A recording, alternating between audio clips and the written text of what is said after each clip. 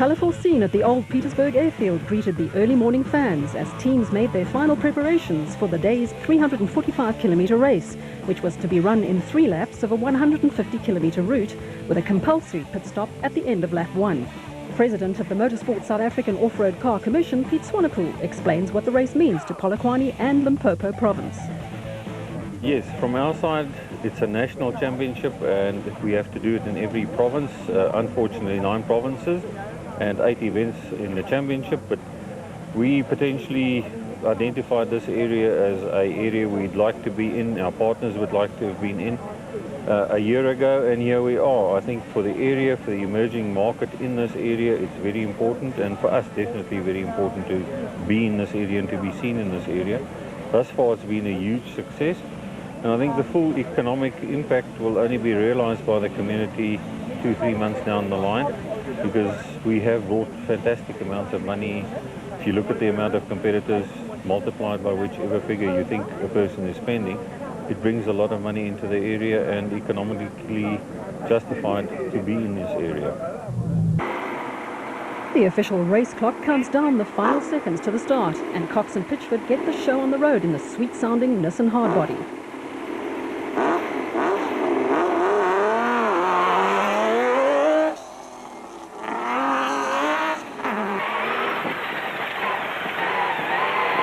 Okay, 200, left, then left again.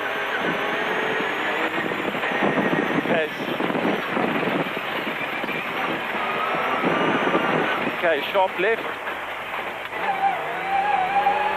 Okay, 200. Impatient to be on his way and chase down his teammate, Krobler is already worrying about the dust that will surely slow him down as he gets closer to Cox.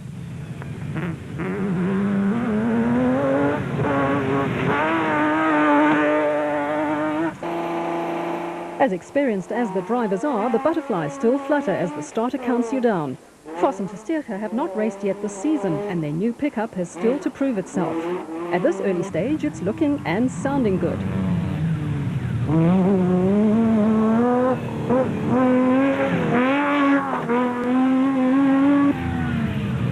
Battershill and Sutton were relishing their first experience of being the first special vehicle off the starting line and were to set a brisk early pace in the BSI Robsteel Jimco. Sun City winners, Du Plessis and Seegers, set off in pursuit of Battershill, who will drive the first lap before handing over to Sutton. Du Plessis, a down-to-earth diamond digger by profession, takes his sport seriously and can always be counted on to put in a storming performance.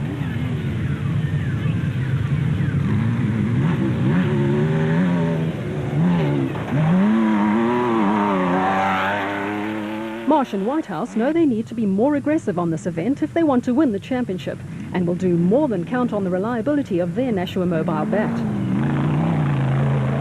Out to deny Marsh the success he aims for are the Harpers in their South African designed and built bat.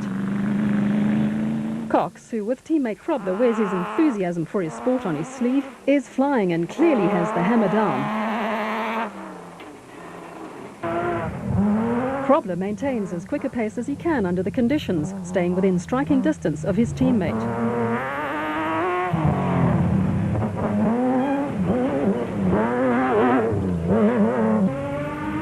Staying with Krobler and demonstrating that the new, less modified 4-cylinder Class SP Nissan can hold its own, Vos is fast and the proudly South African hardbody is sounding good.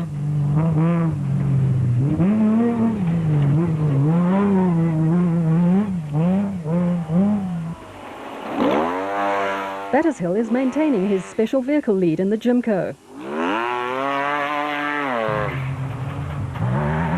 while Du Plessis is pushing in the dust to keep the gap between him and Battershill to around 24 seconds that separated them at the start. Marsh hurries through the harsh terrain, tinder dry at the end of winter and long after the last rains. The Harpers keep station within striking distance should Marsh have a problem.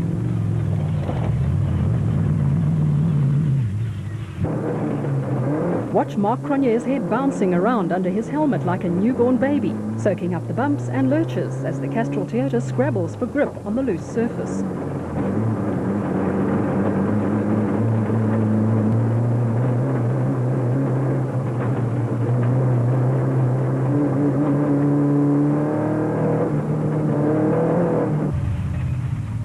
Gibson and Trethewey, one of 3 lady co-drivers in the race, are looking for their first finish since the opening round of the championship, and the Gibson Plant High bat is sounding good. So is the Coca-Cola BB Auto hardbody of Arnold du Plessis and Johan Knox, holding on to second place in Class D. Gary Berthold and Siegfried Rousseau, in the unfamiliar role of chasers, were steadily climbing through the field in the Advansoft I-Burst bat.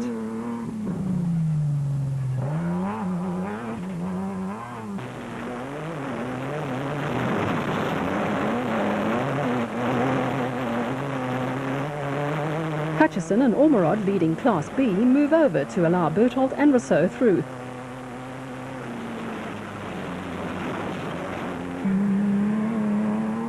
The blue Ford of Schroeder and Harris is still holding third in Class D and pushing hard to stay with Cronje's Toyota and Duplessis' Nissan ahead.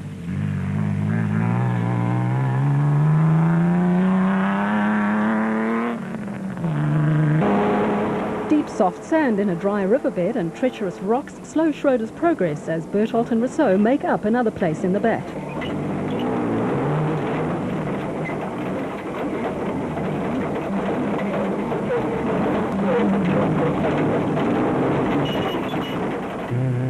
Visser and Badenhorst were having another good run in the Class E Tyco Trucks Toyota and were keen to increase their advantage over championship leaders Zane Pierce and Henny Vosloo, who started 11 places behind them after breaking a side shaft in the prologue.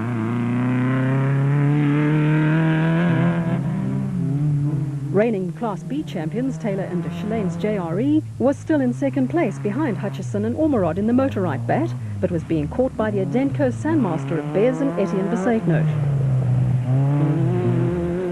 The Besaidnotes were mounting a strong challenge to the Class B hierarchy after sorting out the gearbox problems that had plagued their season to date.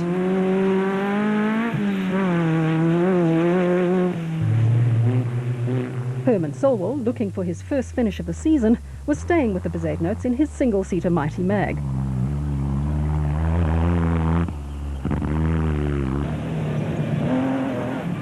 Nick Gosler and George Bowie were hanging on to Solwald and Besaidnote in the Kopenong Hotel Super Team Raceco.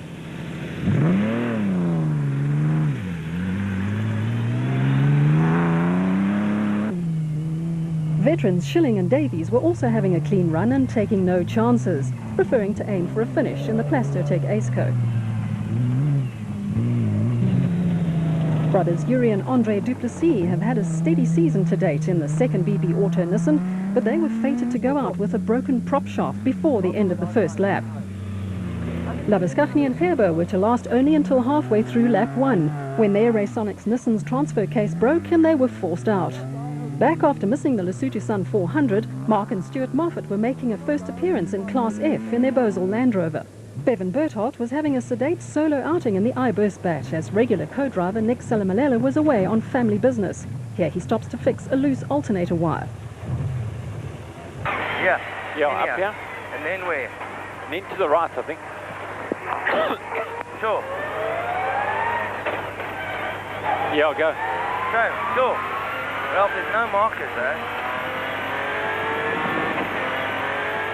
A key moment on lap 1. Cox and Pitchford have taken a wrong turn and will lose the lead to Grobler and Jordan after leading from the start. They don't tell you, it just says straight over.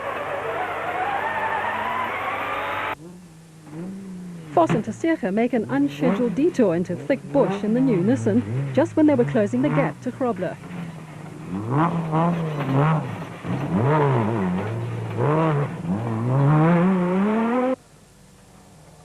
Batters Hill and Sutton in the Jimco are in danger of losing their lead as they have the Jimco of Duplessis and Seerges right on their tail as they negotiate a steep, rocky decline.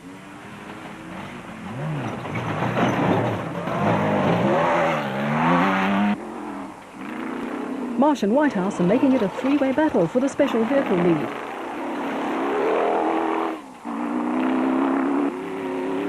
The Harpers are also not far behind, the bat having a trouble-free run. The Gibson and Trethewey bat was also within striking distance as they approached the end of lap 1.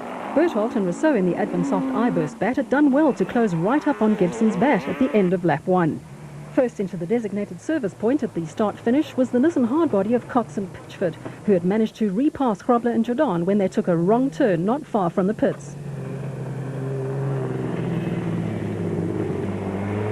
Grobler followed his teammate into the compulsory pit stop just 28 seconds behind after just over 2 hours of hard driving.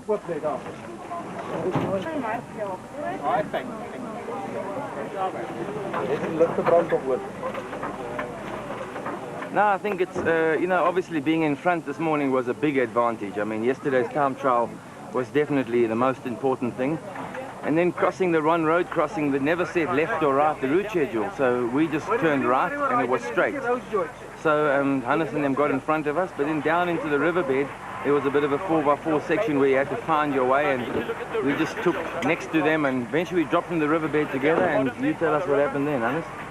We went right there. We were concentrating on Alfie, not on the markers. So we went right, and the road was going left in the riverbed, and we lost a little bit of time, and then we were in the dust again. And yeah, but it's tough, it's tight, and I think the dice is on, and it's going nicely. It's a whole new event, a new road, and none of us know what's going to happen.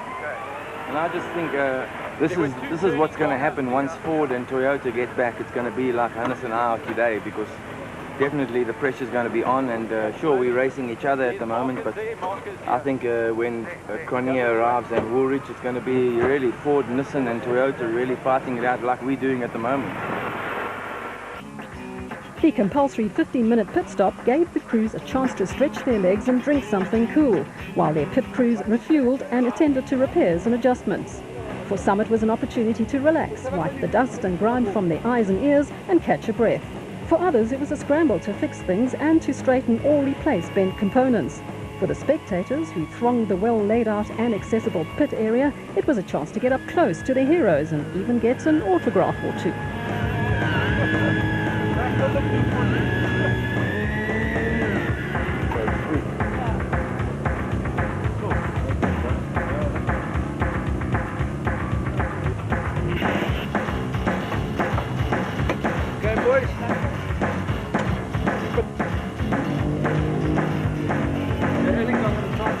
Now going very well. A beautiful track. There's 3 Class Ds, all in within about a minute of each other, so we're having great fun. No, I haven't got the duck. Yeah, we'll see what happens now.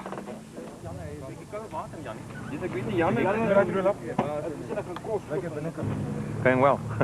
Today I thought the dust was going to be a problem this morning, but it's like 20 k's and then all the dust was out, so the rest of the loop was good. We're aiming up, we're keeping a nice pace, and that's all we want to do, keep a pace, and luckily nothing's going to happen, I hope so. Mechanical-wise, thank you.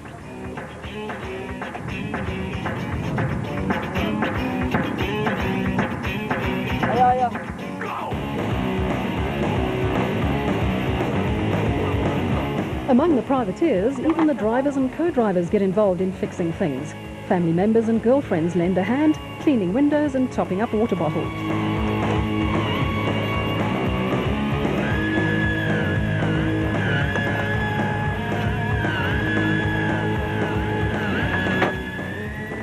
The rain is not too bad. There are some places where it's very rough and some places where it's very sandy, but we're taking it good. We'll take it nice and easy, and hopefully we'll bring it back in the same condition that it is now. We haven't wrecked it so far, and we hope we won't wreck it. It's looking good. If we keep it this way, then I think we are in for a podium position.